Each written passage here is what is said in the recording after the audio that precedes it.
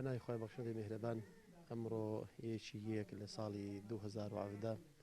ئێمە وەکو مەڵبەندی هەشتی سوورانی کۆمەڵی ئیسلامی هەستین بە سازدانی پلنیۆمێک بە بەشداربوونی سەرجەم ئەنجومەنەکانی سنووری مەڵبەند و ئۆرگانەکانی تری هاوشانی ئەنجومەنەکان لەم پلنیۆمە بەرنامەی ساڵی نوێماندانا وەکو پلانێک بۆی بتونس ئەو پلانە کار بکەین لەسەر ئەم پلانەیە بتوانین کار و ئیشەکانمان ڕێک خەین بەسەرکەوتی بتوانین لەم ساڵەدا کاری باش بکەین بۆ بەرەو پێشبردننی کاروانی ئیسلامی و لە ڕووی سیاسیەوە خۆشببختانە ئەم پلنیۆمە زۆر بەسەرکەوتوانە ئەنجام درا و لەلایەن زۆربەی ئەندامانەوە لە ڕێی گروپەکانەوە هەموو بابەتەکان تاوتوێ کران و پرۆژەی باشیان خستە بەردەم مەڵبەند ئێمەش پشتیوانەخوای گەورە بیت لەسەر ئەم پلانە دەڕۆین بۆ گەیشتن بە ئامانجەکانمان و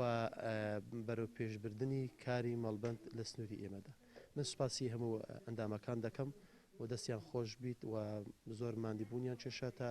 پلمەکان تاوا کرد.